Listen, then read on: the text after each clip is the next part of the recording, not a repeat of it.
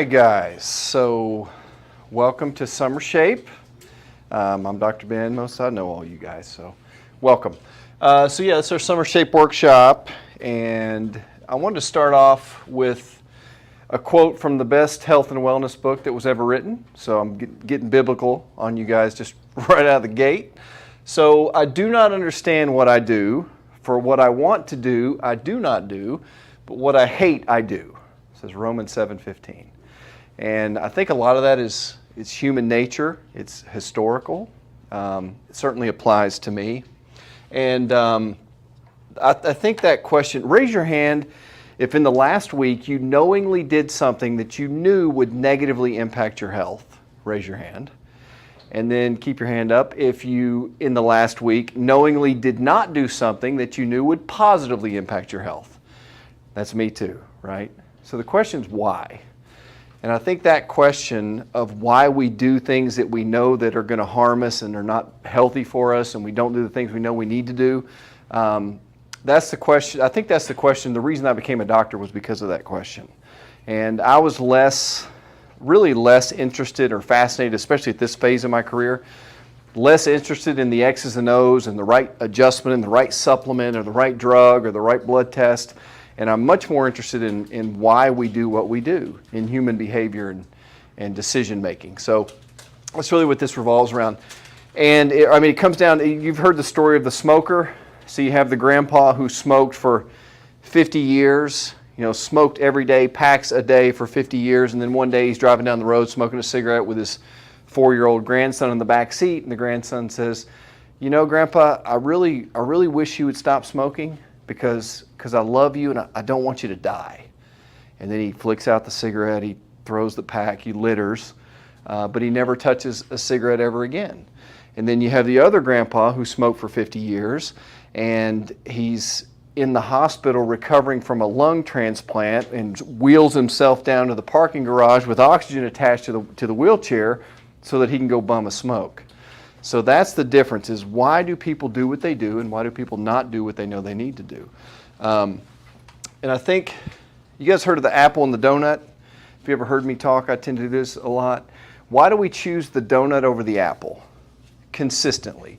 I did this talk with some 5th graders probably 3 years ago. And I said, raise your hand, what's healthier for you, an apple or a donut? And every single one of them knew that an apple is better for us than a donut. So why do we consistently choose the donut over the apple? And I think it's a few reasons. I think number one is we don't understand the devastation that's caused by that donut at the cellular level, what it really does to our physiology. And we don't understand the devastation of missing that apple. We just think that the donut packs on a few extra pounds, but we don't associate it with significantly higher risks of diabetes and obesity and cancer and allergies and asthma and autoimmune disorders and fibromyalgia. And we don't associate that apple with significantly lower rates of all those diseases. We think it's just packs on a few extra pounds, makes our kids squirrely, but the fact is it's poison. And until we start to realize or start to view things through that lens, it'll really be hard to change those decisions. And I see this all the time. We feed our dogs better than we feed our kids a lot of times. You hear it all the time. No, Timmy, don't give that chips and soda to the dog. That'll make him sick. That's for you and your friends, right? To the point that we could laugh about that. But the fact is, it's killing children, right? And I don't want to stand up here as someone who never eats anything bad, never eats a donut. By the way, on the topic of donuts, if you ever been to 30A, you guys know Florida, South Brentwood, 30A, there's a place called the Donut Hole, and they make this powdered vanilla cream-filled donut, which is so packed full of vanilla, like if you handle it inappropriately, it'll explode with vanilla, and I get it every time we go down there, and it's okay to have vacation meals. The problem is a lot of people have been on vacation since like Reagan was in office, so it's time to kind of dial it in, tighten up, and we're going to talk through some of that in a moment. And the other reason we choose the donut over the apple is because we don't have a big enough why. And it's been said that if you have a big enough why, then you can endure just about any how.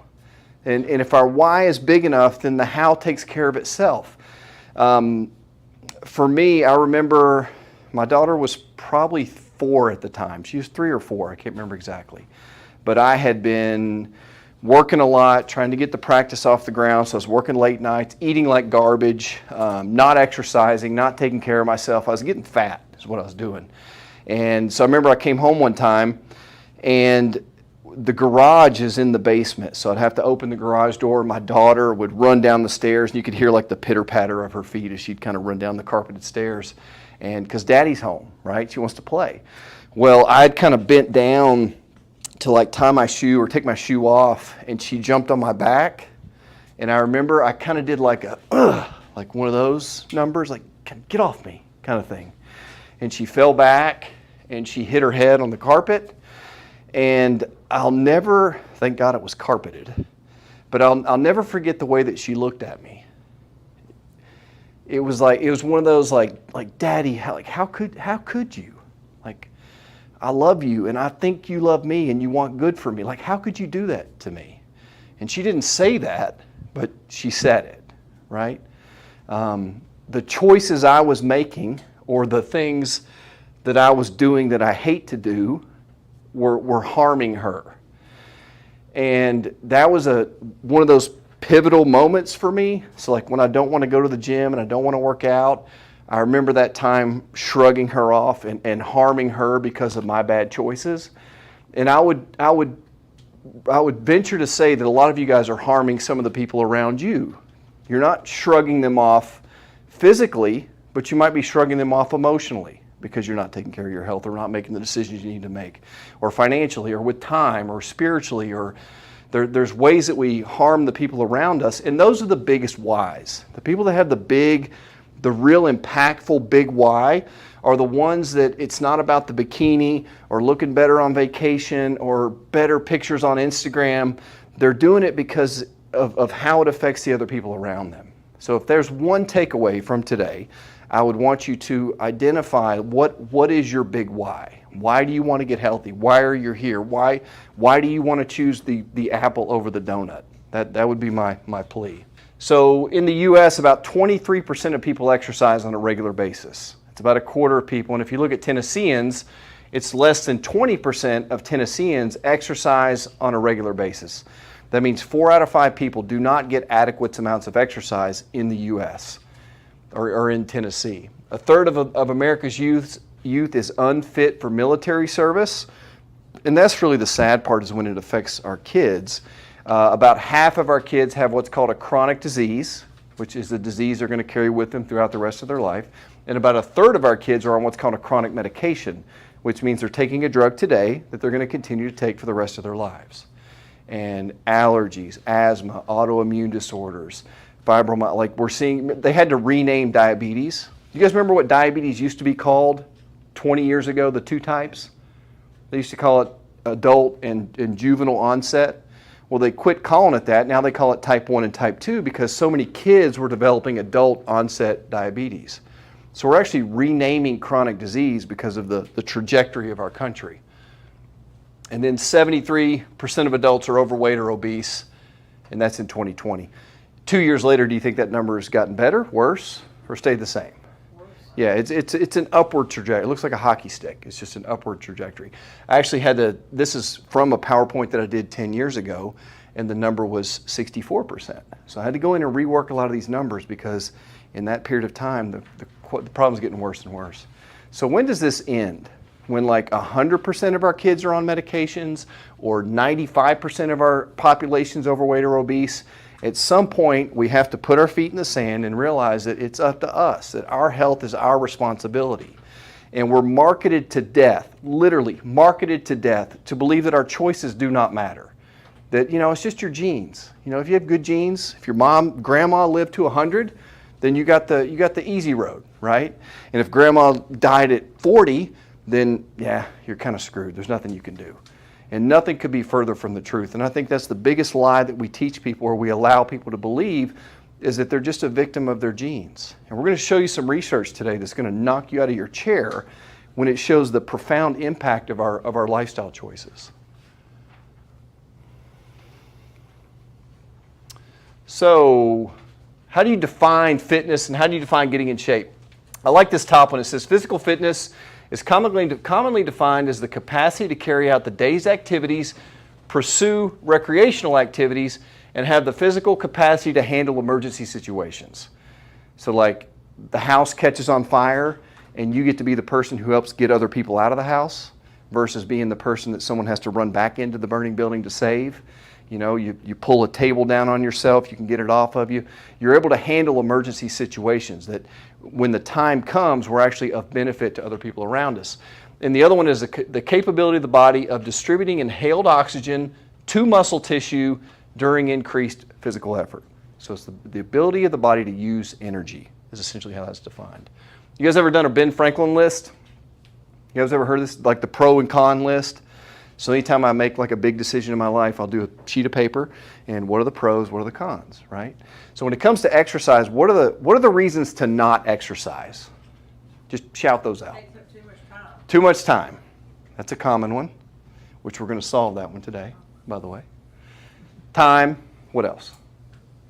There's usually like 3. Pain, yep, I'm in pain, so it hurts to work out. That's usually the other one. And the other one is it costs too much money. It's too expensive. Like I can't afford a gym membership. So it's usually time, money, and aches and pains. Like the body physically can't do it. So what are the reasons to exercise on the other side of that list of reasons? Look better, feel better, sleep better, better hormonal balance, you have more energy, you have less depression, less anxiety, less risk of heart disease and cancer, and less risk of obesity. You cut your diabetes risk. The list is endless on the pro side of the exercise column, but on the con side, we can really legitimately, and I don't even think they're legitimate, but we can think of like 1 or 2 or 3 reasons to not exercise. So the biggest one that I see is that exercise hurts, and the reality is, or the truth is, that exercise actually reduces pain. It's a move it or lose it principle. Like a lot of people say, well, my knee really hurts, so if I exercise, it's going to make it worse. Well, the best way to treat arthritis is with movement. Now, I'm not saying load up a 300-pound CrossFit bar and do squats, but you have to move the joint. Do you guys remember the time where kids would break their wrist? That's 20, 30 years ago. Kids would fall and they'd break their wrist, and they would put a cast all the way up to their shoulder. Anybody remember those days? They quit doing that because the elbow would develop arthritis. Because the elbow was unable to move and circulate and create motion, then the joint begins to decay. The reason people's spine starts to degenerate is because it's been out of alignment and stuck out of alignment for time. So any joint that doesn't move starts to break down. So the healthiest thing you can do for your joints is to keep them moving, within reason. Obviously there's exceptions. I don't have time to exercise. That's the other one. Getting into amazing shape can take just minutes a day, and I can't afford the equipment. We're going to show you how to do it with no equipment or with very, very minimal bands, things that just cost a few dollars at the most. Hey, will you crack that door open in the back, Jess? It's blocking this. So I read this book the other day. I highly recommend it. It's called The Comfort Crisis by Michael Easter. And he talks about how we have a crisis of comfort in this world, in this modernized world that we live in. We're way too comfortable. So essentially, he goes into the research, but he shows us how we are essentially still hunter-gatherers. Our genes haven't changed 0.004% in the last 10,000 years. So we are essentially the same as we were 10,000 years ago, virtually zero change whatsoever. But now we live in this comfortable world where we sleep in our nice comfy bed and we sleep on our nice comfy pillow and our warm sheets, and then in the morning we get up and put our slippers on and we get our warm cup of coffee, and then we eat our bagel and our frappuccino as we drive to work in our temperature controlled car, sit at our desk and never really get up and move, and then we drive back home and sit on our couch and we watch Netflix. Do you think our ancestors were doing that thousands of years ago? No. They were running away from tigers. They were literally climbing trees. They were exposed to extremes of temperature. They went long times with no food and borderline starvation. They dealt with literally multiple physical factors, but our bodies, we don't have to do that. We live these semi-comfortable lives. So the problem is when we incur a stressor, we fold like a wet blanket. Like somebody cut us off in traffic and we just lose our mind. Or our Wi-Fi cuts out, or the barista put regular milk instead of soy milk, or that jerk, the light turns green, and that idiot in front of us takes like 3 seconds to get on the accelerator. Like, those things literally destroy us because we live such generally comfortable lives. So the point of that is we have to seek discomfort. And with exercise and with metabolic conditioning, we're going to show you you're going to have to learn to seek a little bit of discomfort. But everything we want in life is on the periphery of our comfort zone. And that's in our relationships, that's in our spiritual walk, that's in our physical health. Everything we want out of life is on the edges or a little bit beyond our comfort zone. So we have to get used to pushing ourselves to that point. So the pillars of health, these are the 5 that we teach in this office. Our first pillar is our mindset, our emotions, and our spiritual health. I think in a lot of ways that happens first. We have to get our mind, our emotions, and our spiritual health on track. Our nervous system, because your nervous system is the master control system of the body. Anything that affects you, you are your nervous system. We are essentially animated nervous system. Your brain, spinal cord, the better that system works, and the better that system works with less interference, the better your body works.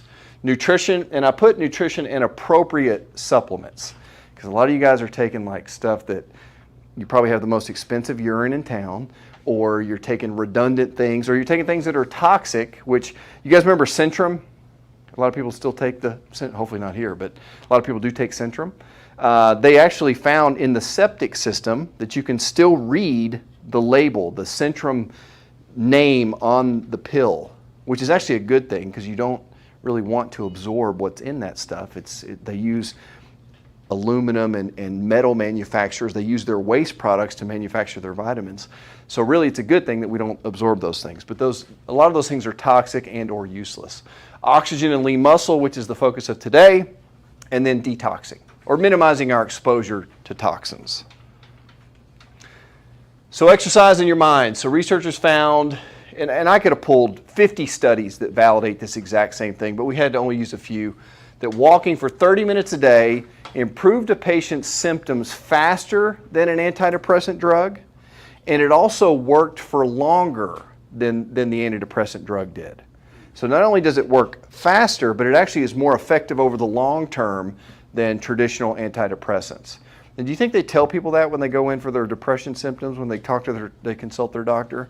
No. And I'm not saying you can cure every case of depression just by getting people on a treadmill, but that research is profound. I mean, there's such an abundance of that literature. And then a 2012 study found that 4 months of high-intensity interval training significantly improved the cognitive functions, such as the ability to think, recall, and make quick decisions. So Joe Biden needs high-intensity exercise. If I offend anybody, I'm sorry. So to get the results that you want, there's some common themes between people that get results. That 98% of them modified their food intake, and the other 90% exercise daily. And we're not going to say you have to exercise every single day, just the days that you want to be healthy. So you can skip every other day, right? So 4 days a week is what we teach. And it only happens with lifestyle change. Like, there's not a pill. We always say there's not a pill, there's a path. There is not a pill that solves this problem, but there is a path. If there was a pill, I would be selling it. You better believe it. If there was a pill that could get people healthy, I'd sell you 2 just in case the first one didn't work. But there's not a pill, and most of you know that. You're not here because most people that come to my office, they've already tried the pills, and they know the pills don't work. Or if you're here looking for a pill, you're probably going to be greatly disappointed because, this is not, that's not, there's only a path. There is no pill. This clicker is awful. Accountability showed if they put people through an 8-week, before they started their exercise program, if they just put them through an 8-week educational program where they took the time to kind of break down exactly what they're going to be experiencing and how their body worked, they kind of walked them through like a weight management course beforehand and then started the 20-week weight loss program, more people lost weight than the people that were just thrust into the program. So a lot of it's about the accountability and the information that we gather and the knowledge base behind what we're doing, which is why we're going through this. We want you to have the knowledge base so that you can make those decisions, not just chuck you into because most of you didn't come here to learn how to do a burpee. right? There's YouTube. You can get all the exercise basically for free. You can get any kind of exercise program you want if you just get on your computer. So we have access to all these exercises and programs, but we don't do them. So that's really the key, is to have the support and the accountability, and then the know-how. And then meal planning, goal setting, accountability. And if you fail to plan, you plan to fail. Right, we all know that. That's third grade stuff. So classic cardio, and I'm not here to bash classic cardio. If you like cardio, there are some amazing benefits, absolutely better than doing nothing, but we can do better. So with classic cardio, the pros that occur is you lower your resting heart rate.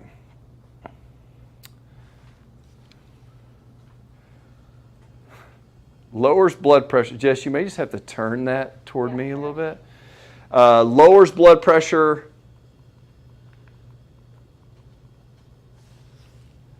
Brain, it increases circulation, aids in detoxification, stimulates the lymphatic system. So it does have tremendous amounts of benefits. Cardiovascularly, it helps the brain. So any exercise is better than none.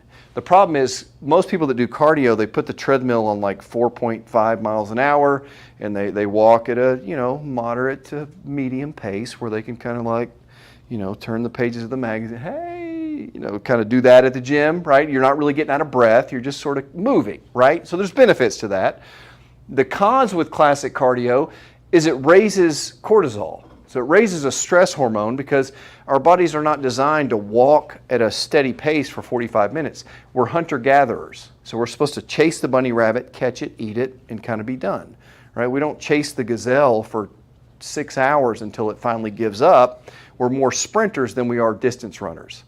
Unless you're born in Africa, then that's a little bit different. But for the most part, we're designed to sprint, run, catch, and go.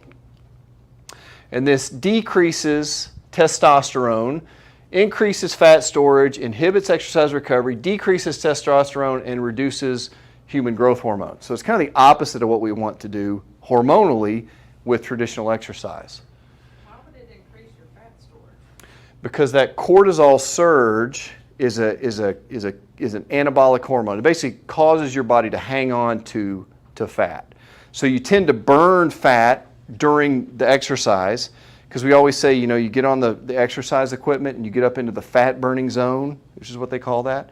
So it does burn some fat during the activity, but then after the machine stops, the benefit stops with it.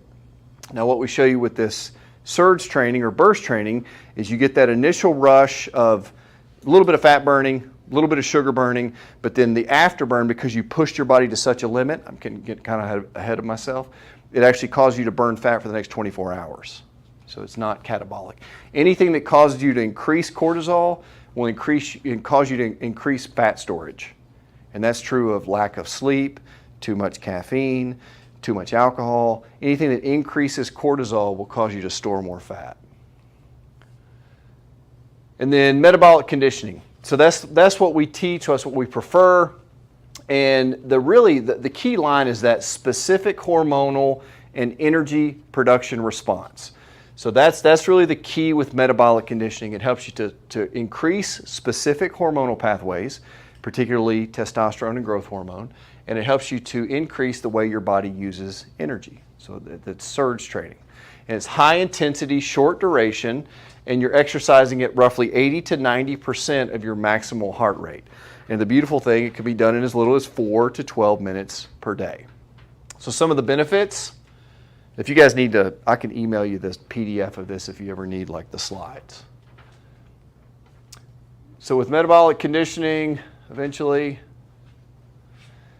increase human growth hormone and testosterone while thereby decreasing cortisol, significantly increases lean muscle tissue development, and you get the afterburn, which helps you not only during but also after the exercise is done, and then it enhances both anaerobic and aerobic systems.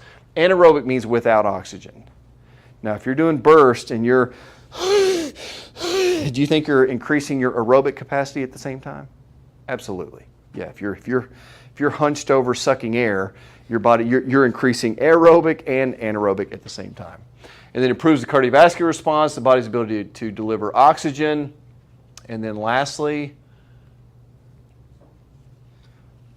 It improves cellular function. It actually helps your body to detoxify and eliminate waste. And it also increases a thing called autophagy, which is very important, especially in the cancer world. It's your body's ability to find rogue, old, decrepit cells and chew them up. It's like Pac-Man running around the system, and it chews up and destroys the old cells before they become cancer cells.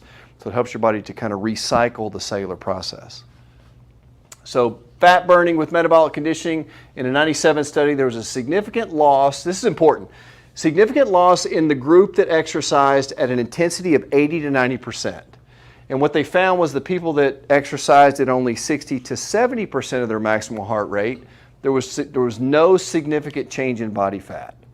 So it's just that little 20% different increase in effort that made all the difference. So it's literally someone who's kind of jogging at a good pace versus someone who's sprinting as hard as they can. And the real kicker is there was no significant difference in workload between the two groups. So they basically did the same amount of work, it's just one did it just a little bit more intensely. So that's that little bit of effort, that little bit of extra that makes all the difference. Another small group, over 12 weeks, the subjects lost an average of 0.31 pounds, which is like a stick of butter around the waist, around the belly, and then about 3 pounds of pure fat for their butt, hips, and thighs. That's lots of sticks of butter, right? That's just in 12 weeks. So we get a lot of people that say, you know, I work out all the time, or I eat pretty good and I exercise, but you know, I can lose 5 pounds and then I just kind of get stuck. Well, A, it's because your nutrition is probably not on par, but if that gets on track and you still can't lose weight, then you're not signaling the hormones to turn you into a fat burner. You're not making the body turn you into a person that burns fat. That's the trick.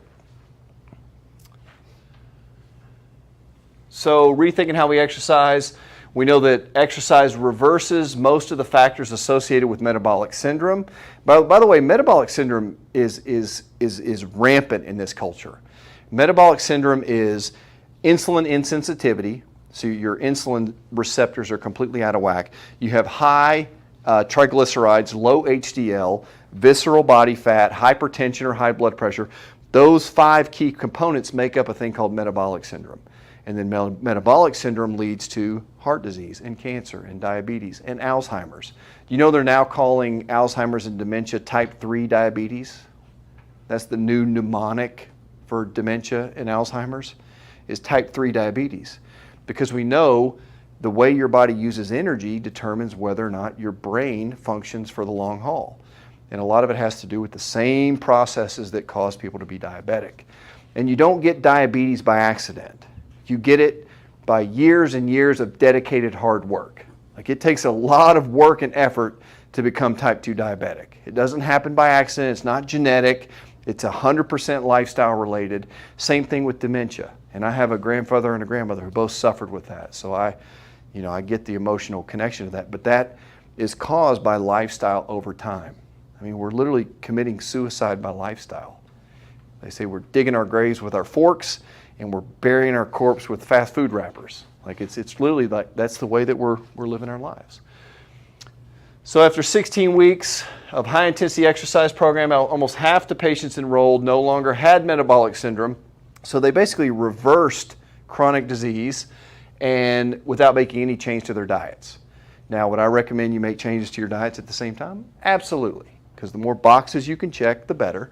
But these people did it without, and then less impressive gains were seen with people that did like the classic cardio. I do the treadmill for 45 minutes every day, or I walk the dog every day.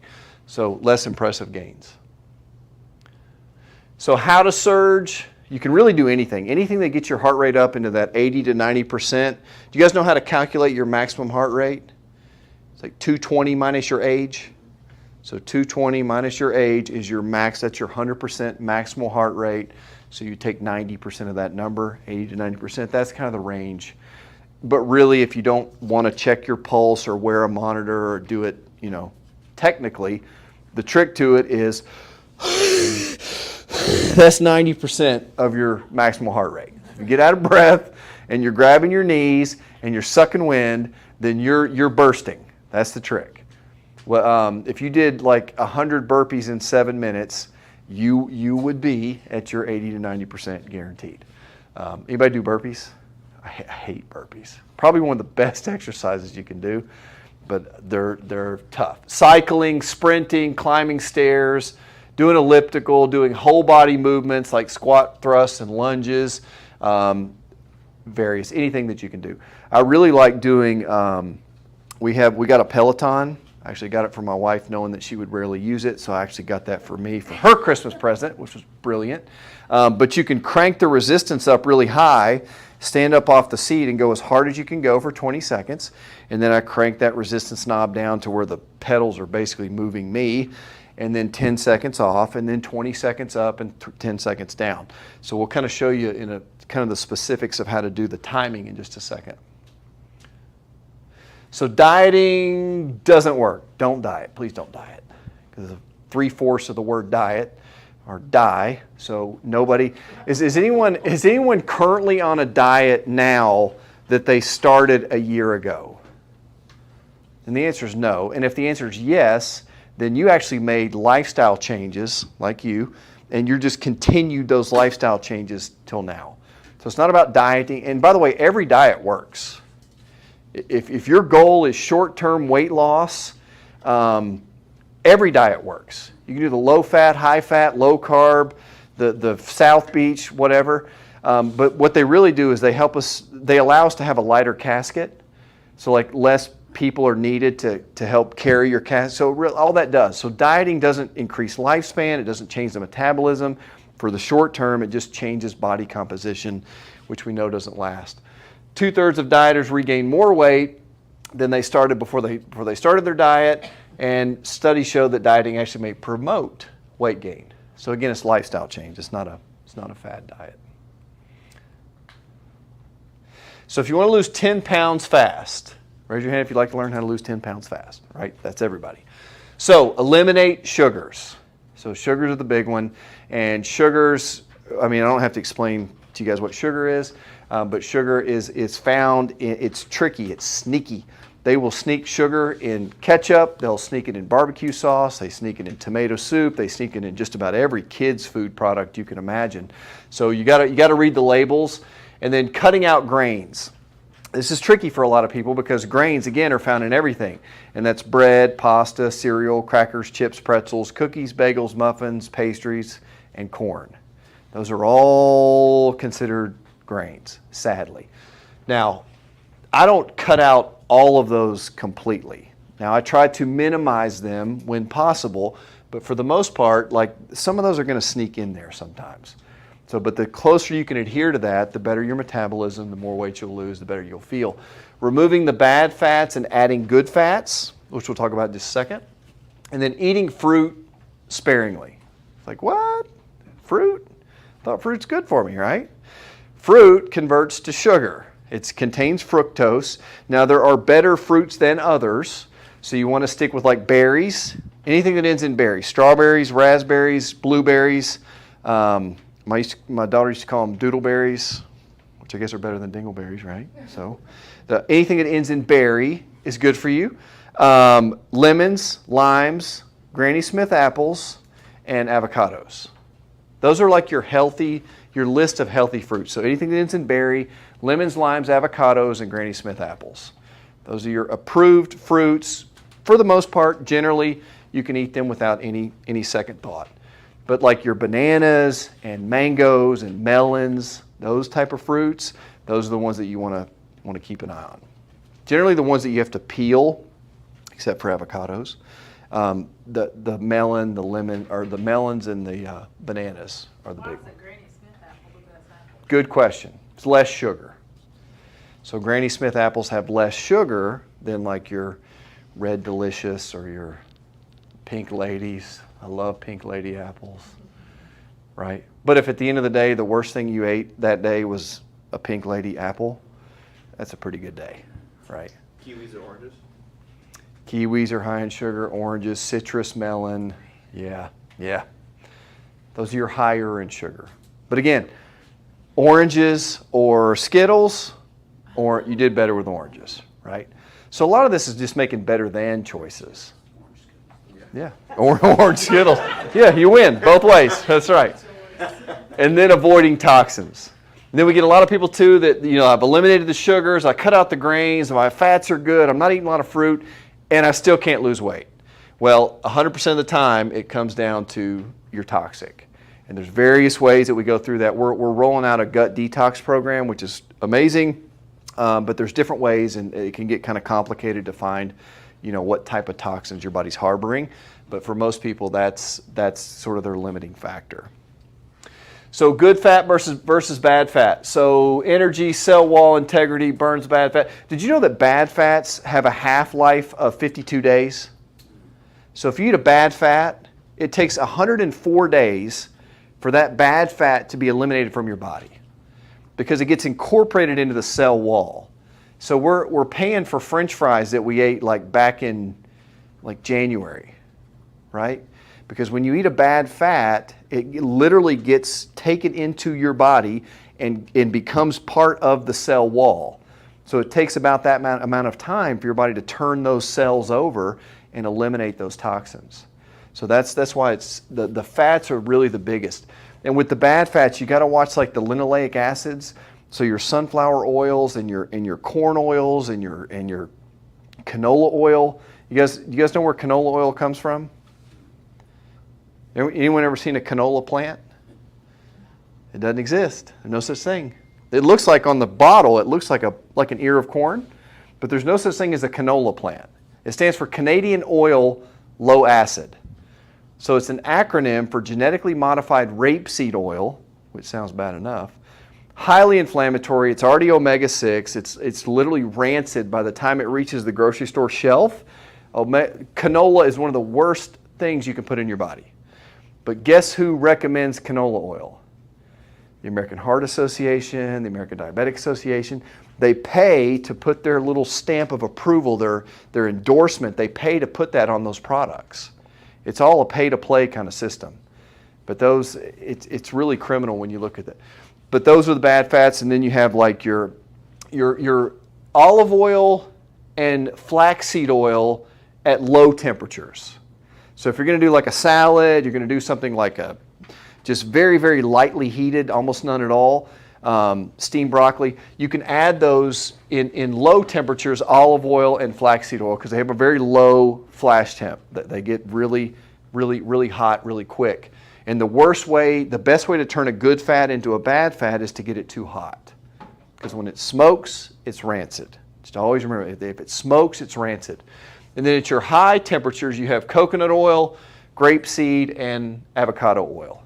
You almost can't burn those. They literally have 400-degree flash temps. It's insane. Avocados, flax, coconut, nuts and seeds, raw, preferably raw nuts and seeds, because when you take a cashew and you heat it and roast it and put it in all those bad oils, you just turned a good fat into a bad fat, right? So raw is always better. So we go to Fresh Market where they have the little pull down deals where you get those. That's the best ways to get the nuts and seeds. And I keep a bag in my car. I haven't had any in a while, but I keep them here too, so we can always have those on hand.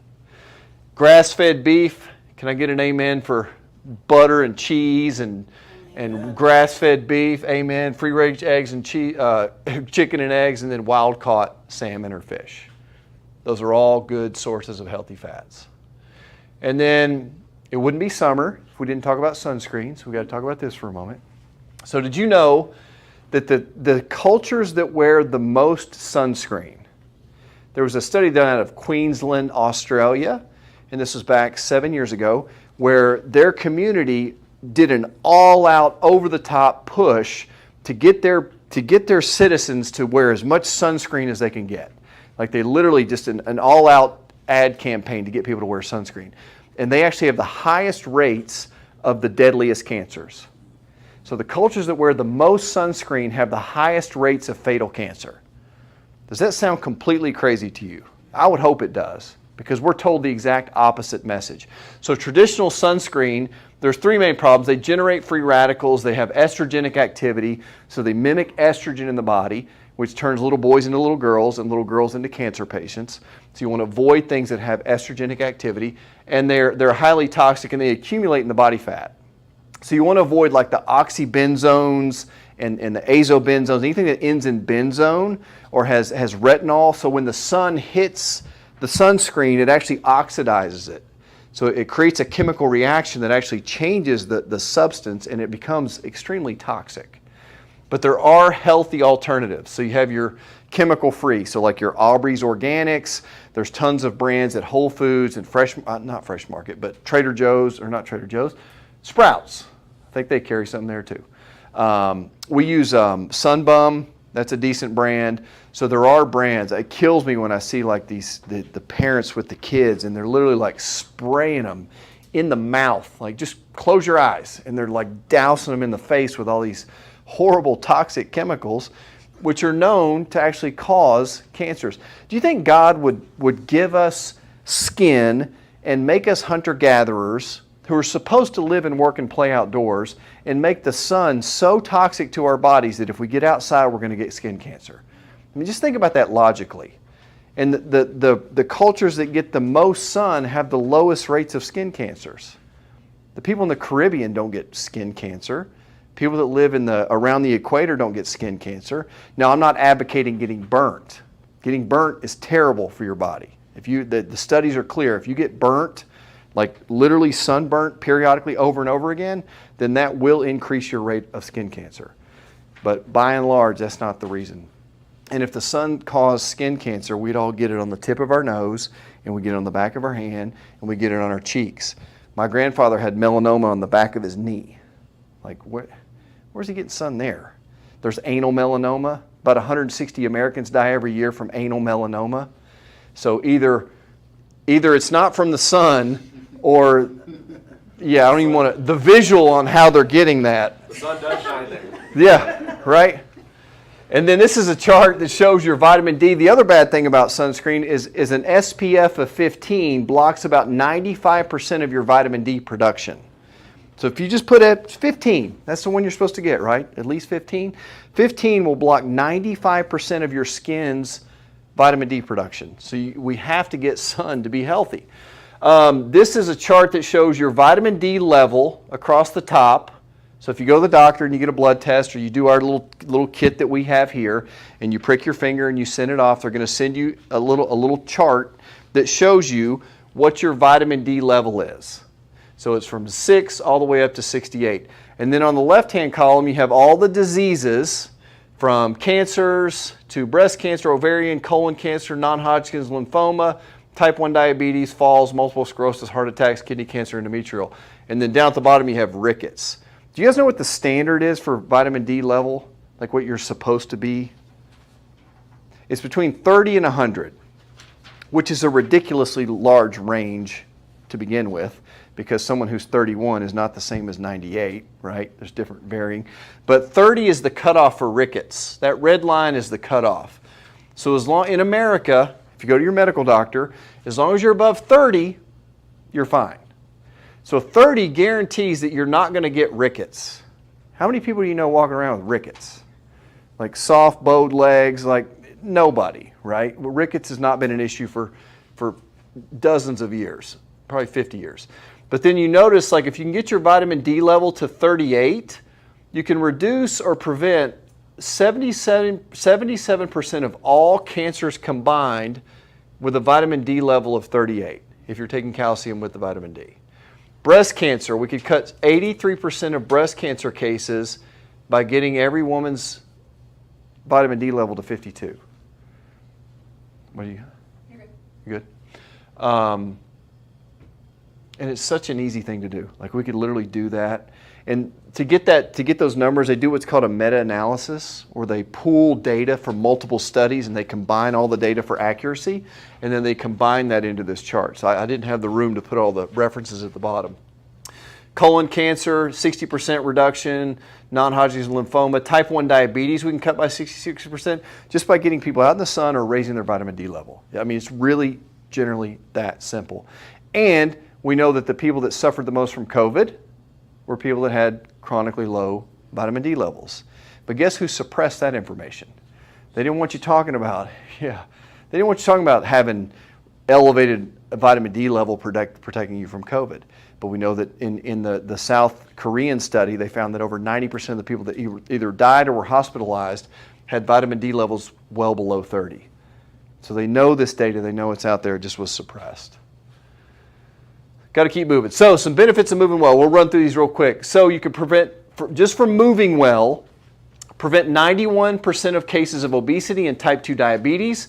That's $519 million per day in the United States. Per day we spend on obesity and type 2 diabetes. Prevent 50% of cases of heart disease. Heart disease kills 950,000. That's exceeded 1 million deaths per year since this number's come out. So about 1 million people will die from heart disease this year in this country. Is that because they forgot to take their pills? No.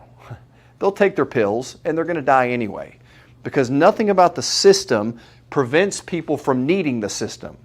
There's nothing about drugs and surgery that prevents you from needing drugs and surgery. Do you get that? There's no prevention in that system. It's just managing symptoms. Reduce stroke risk by 25 to 30%, prevent 50% of all stroke deaths. Congestive heart disease